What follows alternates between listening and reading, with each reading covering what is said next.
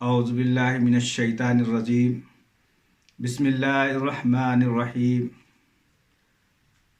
انی آمرکم بخمس اللہ امرنی بہن والجمعنا والسمع والطاعة والحجرة والجہاد فی سبیل اللہ صدق اللہ العلی العظیم۔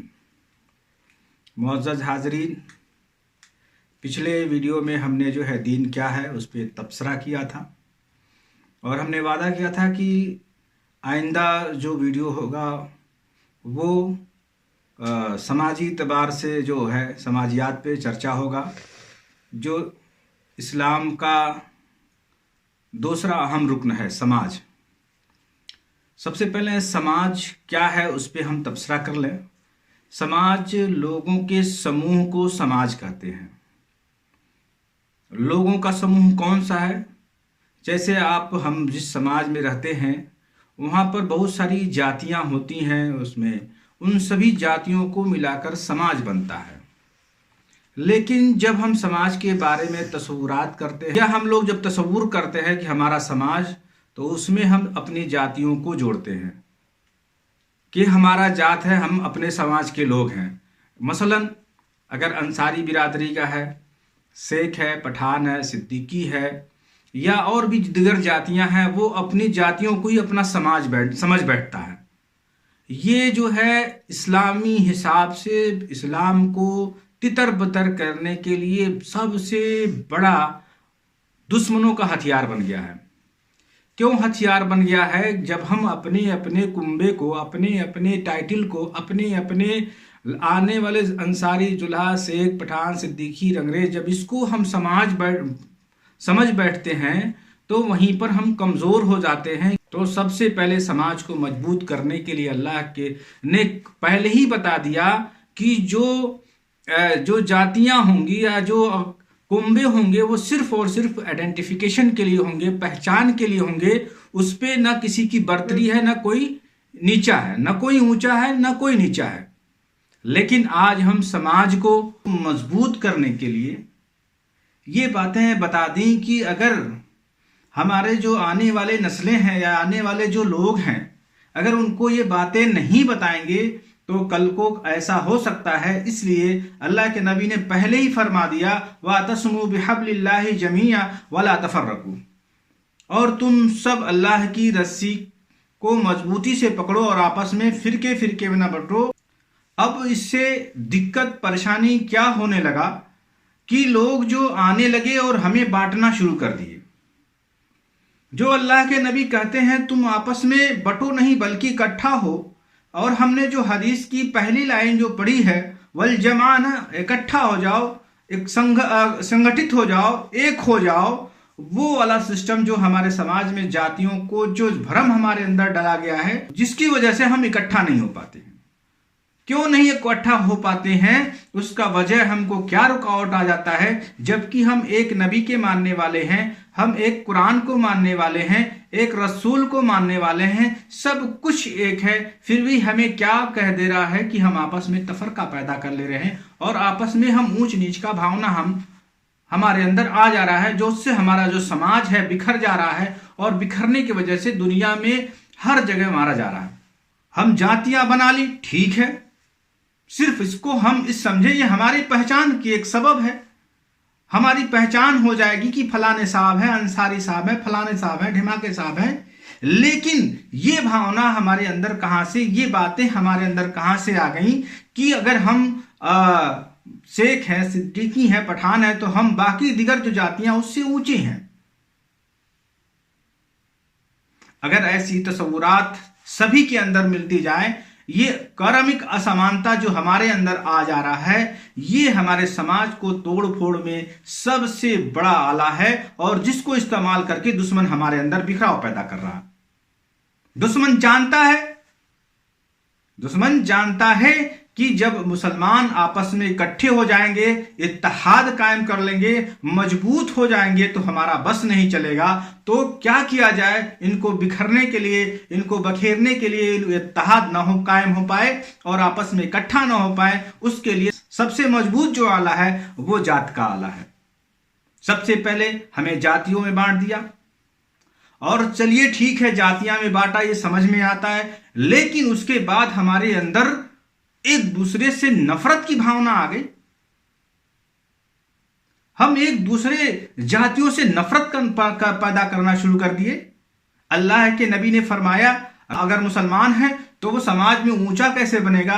اونچا بننے کے لیے اس کا کردار اونچا ہونا چاہیے. لیکن آج جو بھارت میں ہو رہا ہے، پاکستان میں ہو رہا ہے اور دیگر بھی ممالک میں ہو رہا ہے، اونچا بننے کے لیے اس کے پاس جو ہے ذات کا اونچا سرٹیفکیٹ ہونا چاہیے. اور ہم نے ہی اپنے اوپر ظلم کیا. کچھ لوگ کہتے ہیں دین بڑی مشکل ہے، ہم یہ کہتے ہیں دین بہت آسان ہے. ہم نے خود اسے مشکل بنا لیا ہے. کیوں مشکل بنا لیا ہے؟ کیونکہ ہم سمجھ ہی نہیں پا رہے ہیں اسلام کیا ہے. اور جو دینی تعلیم حاصل کر رہے ہیں، دین کا علم حاصل کرنے کے بعد ہم اس سے ہمارا گزر بسر چلے گا، ہمارے جو روزی روزگار کا مسئلہ حل ہوگا. یہ دونوں باتیں دو طرح کی ہیں. سماج میں ایسا ہو رہا ہے. تو سماج کو مضبوط کرنے کے لیے سب سے پہلے ہمیں جو ہے کیا کرنا ہے؟ اتحاد قائم کرنا ہے. اور اتحاد کیسے قائم کرنا ہوگا؟ اور اتحاد اسی اعتبار سے قائم ہو سکتا ہے، ہم سب مسلمان ہیں اور اللہ کے نبی کا فرمان ہے یا ایھا الناس اتقوا ربکم الذی خلقکم من مثل واحدہ، ڈرو اس رب سے جس نے ہمیں اور آپ کو ایک جسم اور جان سے پیدا کیا. اس کا مطلب ہم سبھی آپس میں بھائی بھائی ہیں. جب آپس میں بھائی بھائی ہیں تو ہمارے اندر اونچ نیچ کی بھاونا کہاں آ گئی؟ ہم ایک نبی کے ماننے والے ہیں، ہم مسلمان ہیں تو ہمارے اندر قومیت ہونی چاہیے. اب ہمارے اندر قومیت نہیں باقی رہ پائی. اب ہمارے اندر کیا آ گیا؟ اب ہمارے اندر جو ہے فرقہ وارانیت آ گیا. بھئی 4 امام ہیں، چاروں برحق ہیں، کسی ایک کو نہیں مانیں گے تو آپ اسلام میں نہیں ہیں. لیکن پھر بھی ہم نے اس کو الگ الگ اختیار کیا اور اس میں بھی ایسا سسٹم اپنا لیا کہ دشمنی کر بیٹھے اور آپس میں بغض رکھنے لگے اور آپس میں نفرت پیدا کر دی. اسلام تو یہ نہیں سکھاتا ہے. اسلام تو غیر مسلموں کے بارے میں بھی ایسا سوچ نہیں بتاتا ہے. تو پھر آپ کون ہیں؟ یہ فرقہ وارانیت جو ہمارے اندر، ہمارے دلوں کے اندر پیوست ہو گئی ہے، یہ بھی ہمارے سماج کو بکھیرنے کے لیے سب سے بڑا آلہ ان کے پاس ہے. ہمیں اور آپ کو سمجھنے کی ضرورت ہے. ہم کس لیے آئے؟ ہمیں کس لیے بھیجا گیا؟ ہم کو کیا کرنا ہے؟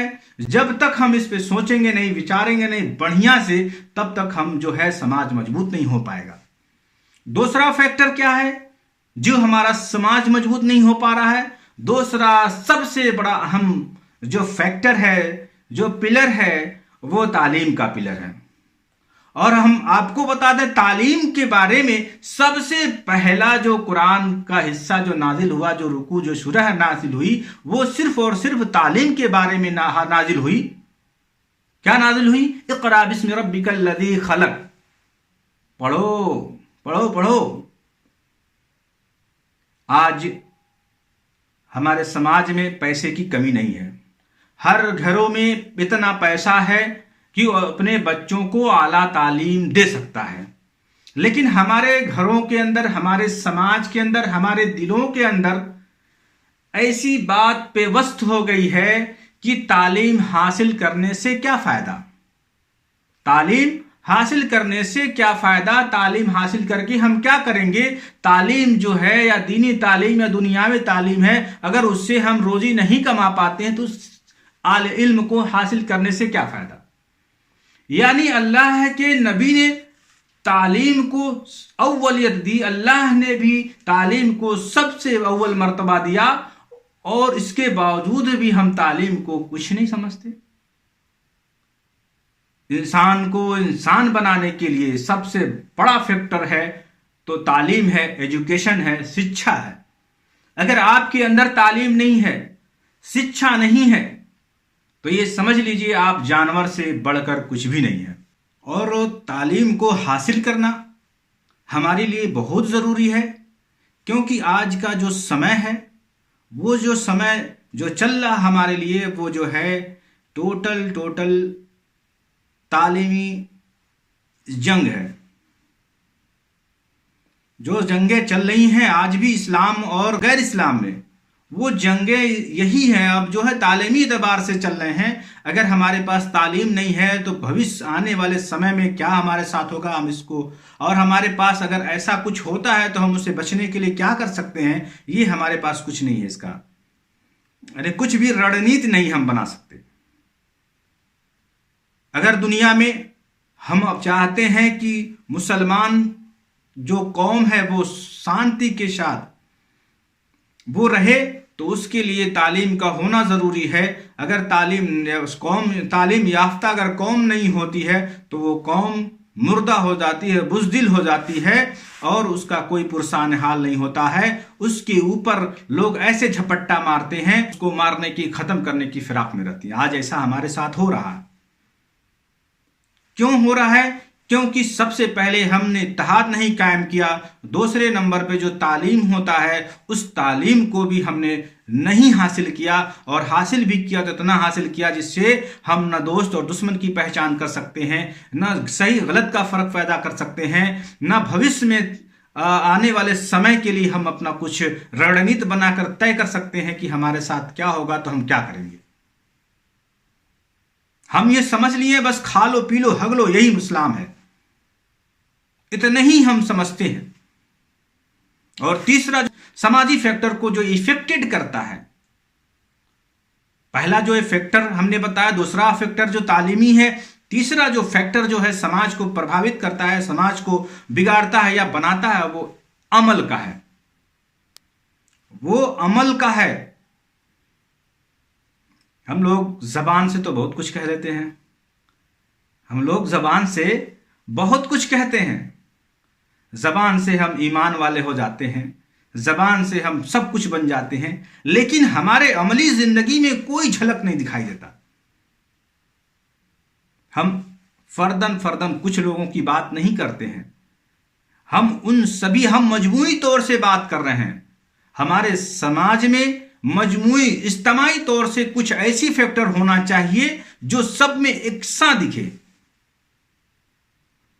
लेकिन आज हमारे समाज में कोई कैरेक्टर ऐसा नहीं दिख रहा जिसमें मजमूई तौर से इकट्ठा हो और हर चीज सब में पाई जाए।